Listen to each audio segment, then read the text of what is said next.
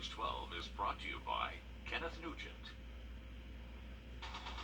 From the station that's on your side, this is News 12 at 6 o'clock. We are watching live Doppelmax radar this evening, showing on and off showers all across the area. We look at that and our under the lights forecast coming up. Plus, we're on your side this evening with answers to your questions of a new student loan forgiveness plan. Who's eligible for the money, how much, and how you need to check straight ahead. But first this evening, the Augusta Commission approved the formation of a homeless task force about a year ago as the city's homeless population skyrocketed 150% in just a few months. Now, a new plan is being put into action to combat the homeless and affordable housing crisis in the city head on. And a key component of all that is a one-stop shop called First Stop. It's meant to streamline those services to give the families one place to go and not have to go to places all over town. That barrier was access was exposed in a series of IT reports just last year. Senior investigative reporter Liz was there today as the goal of the homeless task force came to life. Liz, what did you find? Well, think of it as a triage for our homeless population. First Stop is a centralized location where families on the brink of homelessness can access various resources. It's just one of several key components of a new strategic plan. But we also found out that plan is not without a few hiccups. Street after street. I just want to go home to my house. Work session after work session. We know it's broken. We know it's broken to pieces. Meeting after meeting. So guys, this is the cycle. And I want to tell you that you can break the cycle. A year after the Augusta Commission formed the Homeless Task Force, a plan forms, it's unanimous, and goes into action.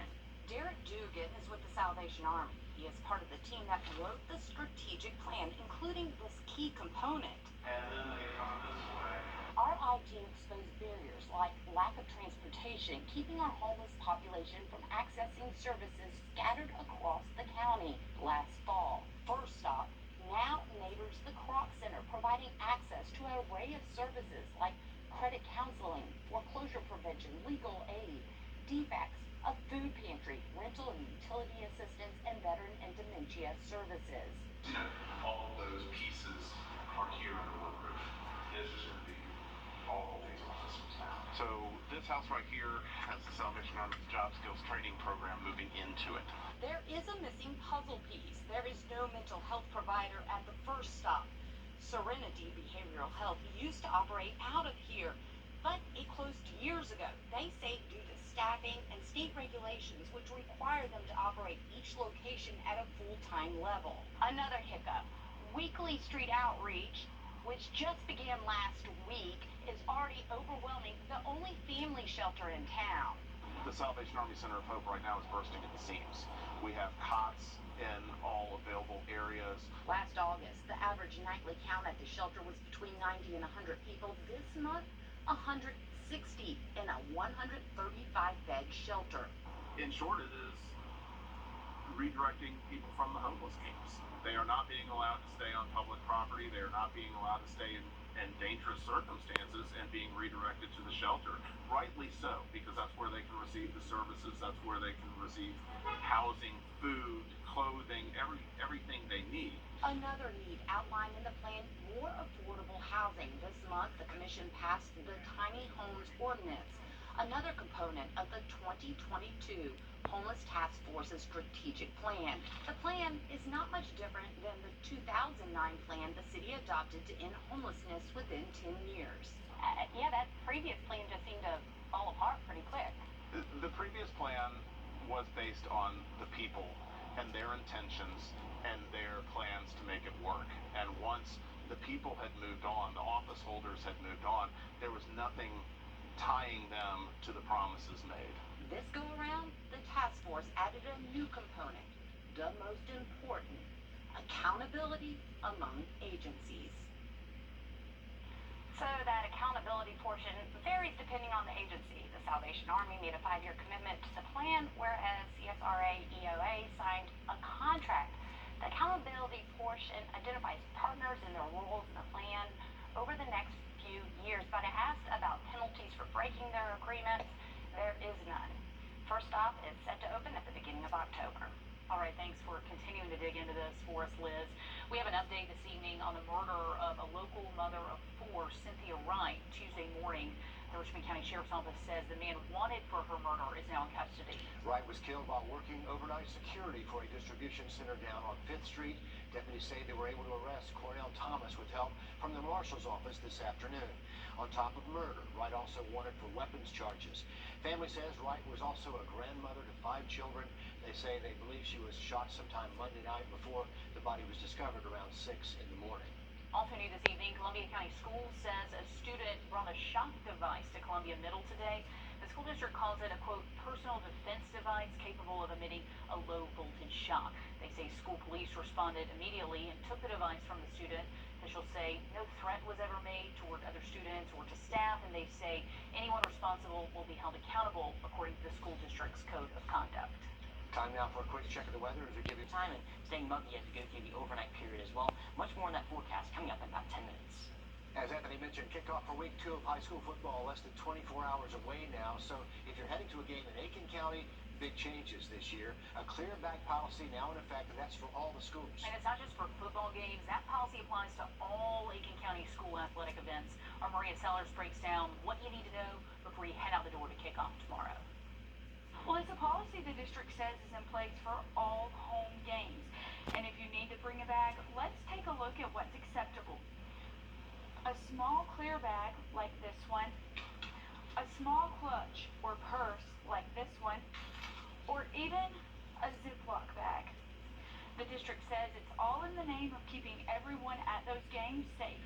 If you do have to take a bag, have a tape measure ready. Clear totes cannot be larger than 12 by 6 by 12 inches. Small bags or clutches cannot be bigger than 4.5 by 6.5 inches. And clear plastic bags cannot exceed a gallon size. This year we're taking a renewed focus on safety and security, and so this is just another layer in our layered approach to making safe school. It's also important to note which kind of bags are not able to be brought into games. Backpacks like this one, patterned reusable shopping bags like this one, a regular purse, or even duffel bags are all ones that are not able to be brought into any Aiken County sporting event. You can see a full list of bags not permitted on your screen. One drawing concern on social media, diaper bags. But Murphy says people can put what they need, diapers, wipes, formula, all into a gallon-sized bag. Safety is not convenient, and so we're going to make a few sacrifices to ensure your safety overall at the ballgame. The district tells me they will see how it goes at sporting events before possibly making it a rule in schools. Right now with the games, it's a simple operation, and we already have security personnel in place. With schools, we have to revamp a little bit of how we are staffing our schools when we try to go to a more stringent security protocol. Whether at a game or school, Murphy says it's part of having a worry-free year.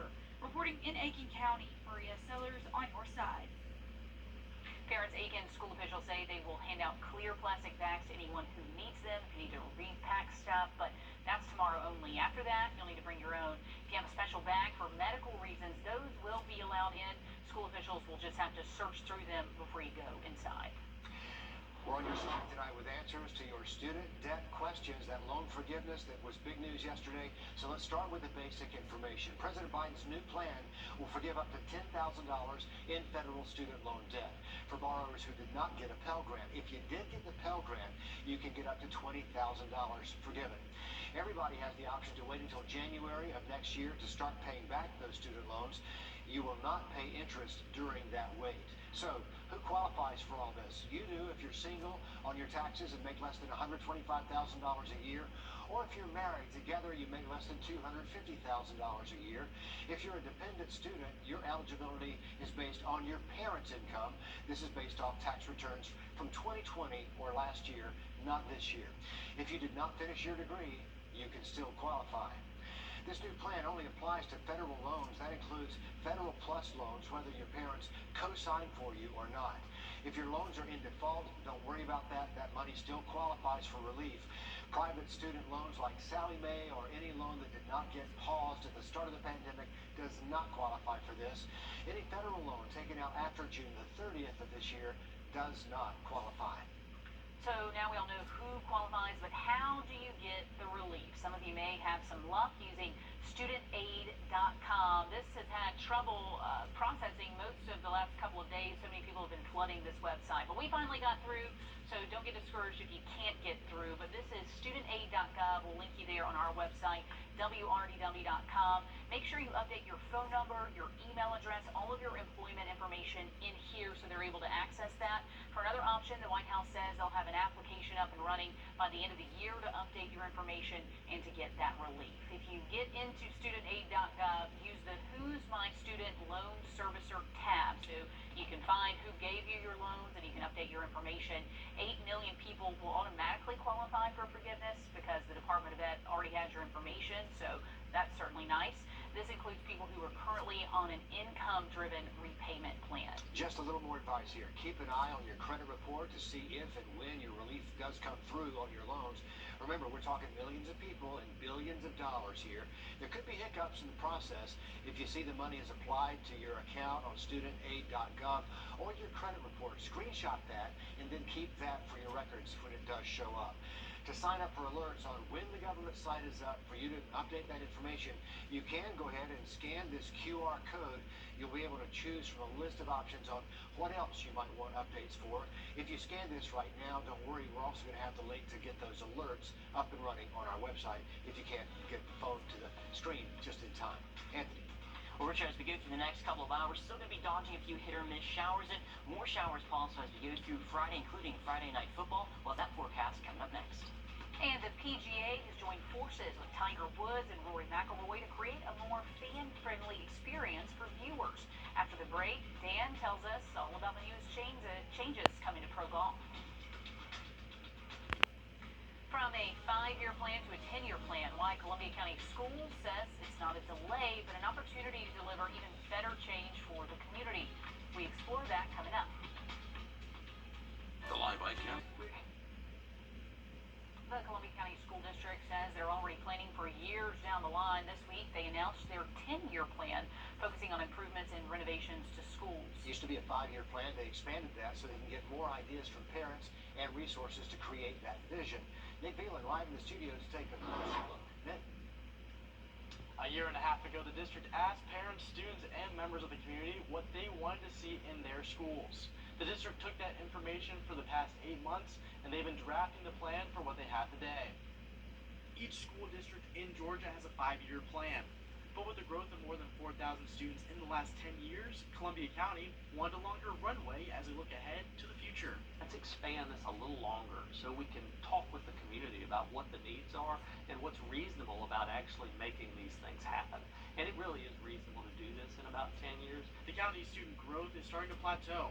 Projections show that the 2024-25 school year should be the peak, and then after that it's expected to taper off, which makes the county want to make some adjustments. And at this point in time, even though we're continuing to grow, we're seeing a little bit of a lull in the speed of that growth. And so now's the time when we really need to look at revamping some of these older facilities. 3 oldest facilities in the district, Evans, Lakeside, and Harlow High Schools, will look to get additions and renovations. These high schools are busting the seams already. Right now, Lakeside High School has more than 400 students enrolled over their instructional capacity. Even though this is something we need to do right now, we need to take enough time to make a well-developed plan. Once approved, the project will be done in phases, with phase 1 getting started in the next couple months. Columbia County School District will be hosting their first public meeting about the new 10-year plan on Monday at Evans High School, Tuesday at Greenbrier, and Wednesday at Grovetown. All of those will be held at 6 o'clock. All right, thanks for that, Nick. As we go through the next couple of hours, we're going to see those rain chances start to decrease. Most of the rain right now in our South Carolina counties. One more look at radar in that 7-day forecast when we come back. Temperatures, though, are going to be mild into the upper 70s and even the low 80s. Overnight temperatures over the next few days also staying sticky into the upper 60s and the low 70s. So, guys, any outdoor plans tomorrow, just be aware that there could be a few scattered showers out there, but don't cancel any games. Friday night football should be in pretty good shape. And that is extremely encouraging from my perspective, at least. Make sure under the lights tomorrow night at 11, it's going to be a lot of fun. Make sure it's in. Hey, we're eventually going to get a clear Friday night for you guys. We promise. That's going to wrap things up for News 12 at 6 o'clock. We'll see you tonight at 11.